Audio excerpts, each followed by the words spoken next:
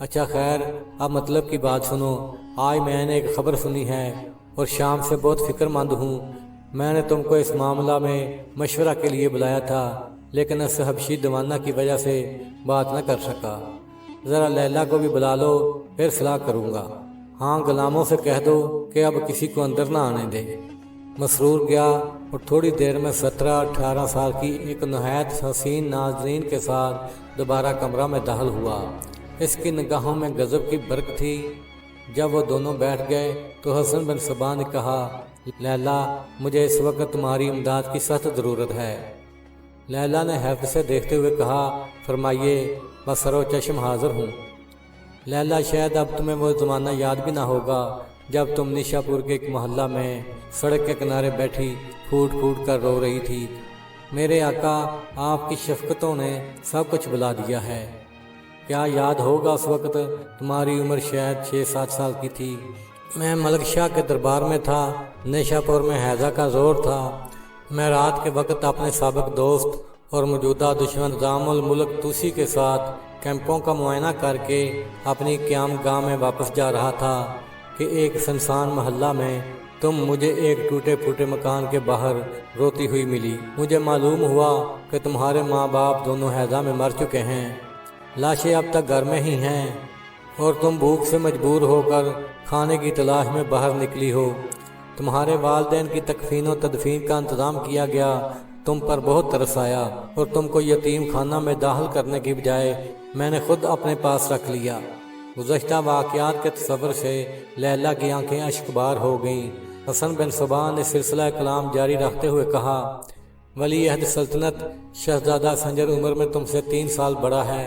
چونکہ خدا نے تم کو دولت و حسن سے مالا مال کیا ہے، اس لیے میری خواہش ہے کہ تم منزل شباب میں قدم رکھ کر شہزادہ سنجر کی محبوبہ خاص بنو۔ اس طرح ملک شاہ کے بعد میں تمہارے ذریعے سے ملک پر راج کر سکوں۔ چنانچہ میں نے تمہاری تعلیم و تربیت پر بے دریغ روپیہ صرف کیا اور تم کو رقص و سرود بھی سکھایا، لیکن افسوس میری وہ تمنا پوری نہ ہو سکی اور مجھے دربار سے علیحدہ ہونا پڑا۔ مانا کہ میں تم کو ملک شاہ سلجوقی کی بہو نہ بنا سکا، لیکن اب بھی میرے حسن سلوک کی بدولت تم کسی بیگم سے کم نہیں ہو۔ میرا کوئی راز تم سے پوشیدہ نہیں۔ تم میری جنت کی ملکہ ہو۔ تمام حوریں تمہاری کنیزیں ہیں۔ تم ہی ان کو رقص و سرود کی تعلیم دیتی ہو۔ تم ہی ان کی نگرانی کرتی ہو۔ کلا الموت میں تمہارا سکہ روا ہے، اور کون میرا مرید جو تمہارے قدموں پر سر جھکانا اپنے لیے باعث فخر نہیں سمجھتا۔ لیلا کے ہونٹوں پر تبسم تھا اور چہرے پر رنگ و غرور کی جھلک۔ حسن بن صبا بولا، میری پیاری لیلا، کیا تم میرے احسانات کا بدلہ نہیں اتارو گی؟ لیلا نے جواب دیا، کیوں نہیں، میں آپ کے لیے جان بھی قربان کر سکتی ہوں۔ حسن بن صبا نے اطمینان کا سانس لے کر کہا، مجھے تمہاری شرافت سے یہی امید تھی۔ اچھا تو اب سنو، مجھے تمہارے حسن خدا داد سے کام لینا ہے۔ لیلا نے شوخی سے مسکرا کر کہا، یہ کام تو آپ بھی لیتے ہیں۔ حسن بن صبا اپنی داڑھی میں خلال کر کے زور سے ہنسنے لگا۔ اس کی اندر دنسی ہوئی چھوٹی چھوٹی آنکھیں بند ہو گئی اور بڑے بڑے دانتوں نے باہر نکل کر پچکے ہوئے گالوں کی خوشنمائی میں اور بھی اضافہ کر دیا۔ بولا، تم بہت شریر ہو، پوری بات نہیں سنتی۔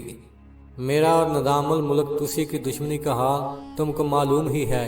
اس نے میرے خلاف ریشہ دوانیاں کر کے مجھے ذلت کے ساتھ ملک شاہ کے دربار سے نکلوایا، ورنہ خدا کی قسم آج تم شہزادہ سنجر کی زینتیں گوش ہوتی اور میں حدود چین سے قسطنطنیہ کے دور دراز تک پھیلی ہوئی سلطنت سلجوقیہ کا اصل حکمران ہوتا۔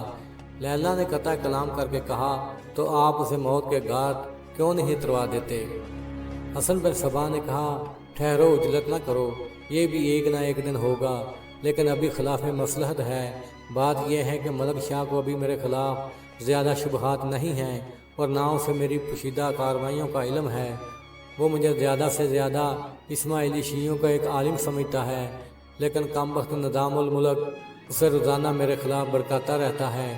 مجھے آج ہی معلوم ہوا ہے کہ وہ سلطان کو باور کرانا چاہتا ہے کہ میرے عقائد شیعہ مسلمانوں کی طرح نہیں ہیں بلکہ غیر اسلامی ہیں، اور میں مسلمانوں کے تباہ کرنے کے لیے رنگ و الحاد میں ڈوبا ہوا ایک نیا مذہب رائج کرنا چاہتا ہوں، جس کا خاص مقصد یہ ہے کہ انقلابیوں کی ایک سرفروش جماعت بنا کر موجودہ حکومت کو تہہ و بالا کر دوں۔ مختصر یہ کہ وہ ایک مفصل کتاب میرے پوشیدہ عقائد کے متعلق لکھ رہا ہے اور ساتھ ہی میری خفیہ قاتلانہ سرگرمیوں کی مکمل رپورٹ مرتب کر رہا ہے۔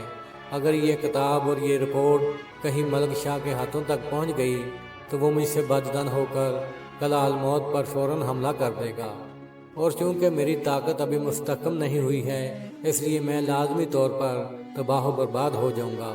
لیلا اور مسرور دونوں نے متحیر ہو کر کہا، یہ خبر تو بہت تشویشناک ہے۔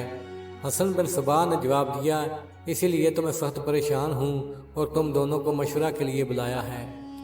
مسرور نے کہا، اس سلسلہ میں آپ کیا چاہتے ہیں؟ حسن بن صباح نے جواب دیا، میری خواہش ہے کہ نظام الملک توسی میرے اصلی عقائد اور میری پشیدہ کارروائیوں کے متعلق جو کتاب اور رپورٹ لکھ رہا ہے اور جو تقریباً پایہ تکمیل کو بھی پہنچ چکی ہے، وہ کسی طرح غائب کر دی جائے، تاکہ اگر بدبخت نظام الملک دوبارہ وہ کتاب اور رپورٹ مرتب کرنا بھی چاہے تو اس کے لیے کم از کم 5-6 سال کی مدت درکار ہو۔ اس دوران میں اپنی قوت اس قدر بڑھا لوں گا کہ نظام الملک تو کیا، اگر 1000 نظام الملک بھی میرے مقابلہ پر آ جائیں گے تو میں انہیں ٹھوکر سے پامال کر دوں گا۔ لیلا نے کہا، تو یہ بھی کوئی بڑی بات ہے، آپ کسی فدائی کو حکم دیجئے کہ وہ کتاب چرا لائے۔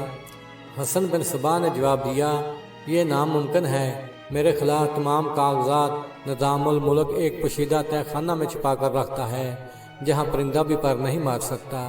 یہ کام میرا کوئی فدائی نہیں بلکہ صرف تم انجام دے سکتی ہو۔ لیلا نے متحیر ہو کر پوچھا، یہ کس طرح؟ حسن بن صباح اپنی دستار سنبھالتے ہوئے مسکرا کر بولا، اپنی مخمور نگاہوں کی برکپاشیوں سے، اپنی گلابی ہونٹوں کی تبسم ریزیوں سے اور اپنے حسن خداداد کی جلوہ ترازیوں سے۔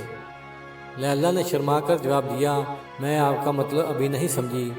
کیا آپ مجھے شہزادہ سنجر کی بجائے نظام الملک کی محبوبہ بنانے چاہتے ہیں؟ بلکہ میں نے سنا ہے کہ وہ بہت ہی زاہد خشک اور متشرع مسلمان ہے۔ میں تجھے اس کے پاس بھیجنا ہی کب چاہتا ہوں، دنیا کی لذتیں اس بدنصیب کے مقدر میں کہاں؟ تو پھر آپ کا مقصد کیا ہے؟ آخر مجھ سے آپ کیا کام لینا چاہتے ہیں؟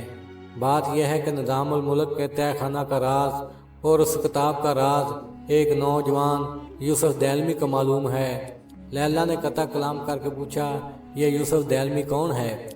حسن بن صباح نے جواب دیا، جس طرح میں نے تجھے پرورش کیا ہے اسی طرح میرے پرانے دوست اور مشہور فلسفی شاعر عمر خیام نے اس کو پالا ہے۔ جس طرح میں نے تجھ کو عروج دے کر اپنی جنت کی ملکہ بنایا ہے، اسی طرح عمر خیام نے اس کو نظام الملک توسی کی بارگاہ تقرب تک پہنچایا ہے۔ جس طرح تو میرے تمام رازوں سے واقف ہے، اسی طرح یوسف دیلمی بھی نظام الملک کے تمام رازوں کا واحد امین ہے۔ تو کیا مجھے یوسف دیلمی کو اپنے دام حسن میں پھنسانا ہوگا؟ ہاں، وہ 19-20 سال کا ناتجربہ کار نوجوان ہے، عہد شباب کی سرمستیاں مشہور ہیں۔ اگر تو نے ذرا بھی سلیقہ سے کام لیا تو صرف یہ ہی نہیں کہ تو یوسف کی مدد سے نظام الملک کے تمام اہم کاغذات چرانے میں کامیاب ہو جاؤ گی، بلکہ یوسف بڑا کارآمد فدائی بھی بن جائے گا۔ اچھا مسرور، تم بھی لیلا کے ساتھ جاؤ گے، اور میں جانتا ہوں کہ تم کو لیلا سے اور لیلا کو تم سے محبت ہے۔ اگر تم نے یہ فرض خوش اسلوبی سے انجام دے دیا تو میں وعدہ کرتا ہوں کہ تم دونوں کی شادی کر دوں گا اور میرے بعد تم میرے جانشین ہو گئے۔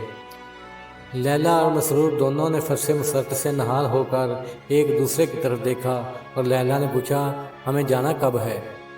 حسن بن صباح نے جواب دیا، بس سامان سفر تیار کرو، پچھلی رات کو تمہیں 2 اونٹ نیشا پور لے جانے کے لیے تیار ملیں گے۔